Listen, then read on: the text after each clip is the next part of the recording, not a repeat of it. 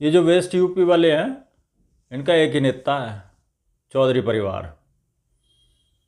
चाहा मैं तो ये अपने को हरा लें और चाहा मैं तो जिता दें, पर कोई और बोल लगा तो नहीं सुनते, उसका इलाज कर दिया करें हैं। चौधरी अजीत सिंह को हराया, फिर खुद ही मान भी कराया और फिर जिता के भेज दिया। जयंत चौधरी से भी कुछ ऐसा ही रिश्ता है इनका।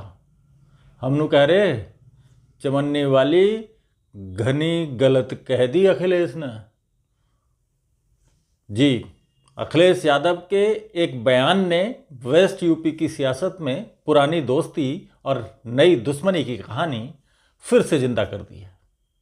सवाल सिर्फ इतना नहीं है कि अखिलेश ने चवन्नी किसे कहा, बड़ा सवाल ये है कि क्या इस बयान का असर 2027 के विधानसभा चुनाव में समाजवादी पार्टी की सियासी जमीन पर पड़ेगा। समाजवादी पार्टी के अध्यक्ष अखिलेश यादव के चवन्नी को रुपया बनाने वाले बयान के बाद उत्तर प्रदेश, खासकर वेस्ट यूपी में सियासी पारा चढ़ गया है। बीजेपी और राष्ट्रीय लोकदल ने इस बयान को जयंत चौधरी, किसानों और चौधरी चरण सिंह की विरासत का अपमान बताया है। वहीं बहुजन समाज पार्टी ने भी इस मुद्दे पर बीजेपी और आरएलडी के सुर में सुर मिलाया है।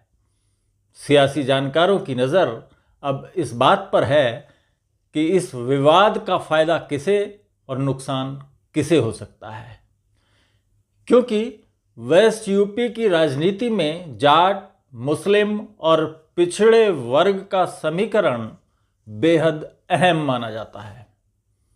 एक समय अखिलेश यादव और जयंत चौधरी इसी सामाजिक समीकरण को साधने के लिए साथ आए थे। 2022 के विधानसभा चुनाव में समाजवादी पार्टी और आरएलडी का गठबंधन हुआ। आरएलडी को 33 विधानसभा सीटें मिलीं और फिर पार्टी ने 8 सीटों पर जीत भी हासिल की। बाद में एक उपचुनाव जीतकर उसके विधायकों की संख्या 9 हो गई, लेकिन 2022 के गठबंधन के बाद ही दोनों दलों के बीच सीटों और उम्मीदवारों को लेकर मतभेद की खबरें सामने आने लगीं।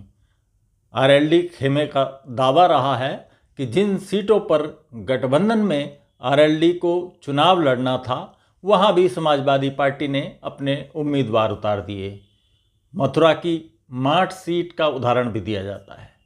आरएलडी का आरोप है कि टिकटों को लेकर असमंजस और बगावत के कारण पार्टी कई सीटें बेहद कम अंतर से हार गई। इसके बावजूद जयंत चौधरी ने समाजवादी पार्टी के साथ गठबंधन जारी रखा। इसके बाद निकाय चुनाव में भी दोनों दलों के बीच खींचतान सामने आई।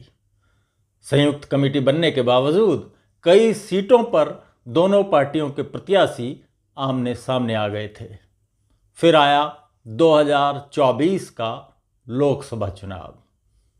आरएलडी के मुताबिक गठबंधन में 7 सीटों की बात हुई थी, लेकिन बाद में सीटों और उम्मीदवारों को लेकर सहमति नहीं बन सकी। यहीं से दोनों दलों के रिश्तों में आखिरी बड़ी दरार पड़ गई। जयंत चौधरी ने समाजवादी पार्टी से दूरी बनाई और एनडीए के साथ चले गए।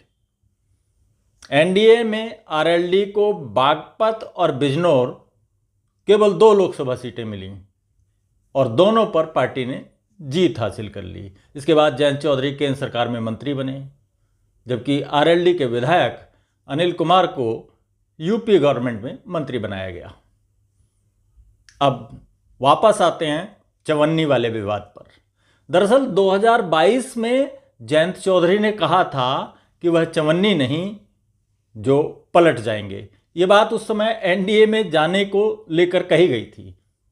हाल ही में अखिलेश यादव ने तंज कसते हुए कहा है कि उन्होंने कुछ गठबंधनों में चवन्नी को रुपया बना दिया, लेकिन इसके बावजूद साथी उनका साथ छोड़कर एनडीए में चले गए।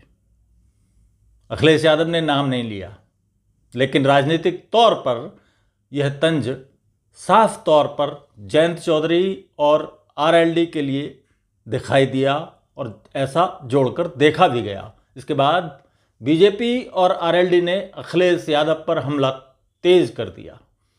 अब सबसे बड़ा सवाल यही है, क्या इस बयान से वेस्ट यूपी में समाजवादी पार्टी को नुकसान हो सकता है? क्योंकि 2022 में आरएलडी के साथ गठबंधन की वजह से जाट वोट का एक बड़ा हिस्सा समाजवादी पार्टी आरएलडी गठबंधन के साथ गया था। आज आरएलडी बीजेपी के साथ है। ऐसे में अगर जाट वोट आरएलडी के साथ मजबूती से बना रहता है और मुस्लिम पिछड़ा समीकरण समाजवादी पार्टी के पक्ष में रहता है, तो वेस्ट यूपी की लड़ाई बेहद दिलचस्प हो सकती है।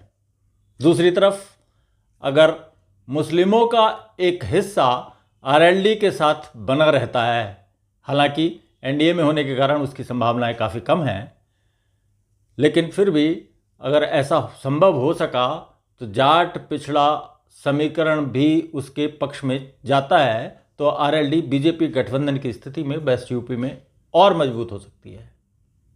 यानी 2027 से पहले चवन्नी विवाद सिर्फ बयानबाजी नहीं है, यह उस पुराने समाजवादी पार्टी आरएलडी गठबंधन की याद भी है जिसने 2022 में वेस्ट यूपी की राजनीति को नई दिशा दी थी। अब देखना होगा कि 2027 के चुनाव में जनता इस पुराने गठबंधन, नई राजनीतिक दोस्ती और नेताओं की बयानबाजी का जवाब किस तरह देती है। तो सवाल आपके सामने है, क्या अखिलेश यादव का चवन्नी वाला बयान 2027 में समाजवादी पार्टी पर भारी पड़ेगा, या वेस्ट यूपी की जनता इस विवाद से आगे बढ़कर अपने मुद्दों पर वोट करेगी?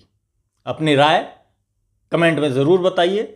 वीडियो अच्छा लगा होगा तो इसे लाइक करेंगे, शेयर करेंगे और साथ ही हमारे चैनल पॉलिटिकल चौपाल को सब्सक्राइब भी करेंगे।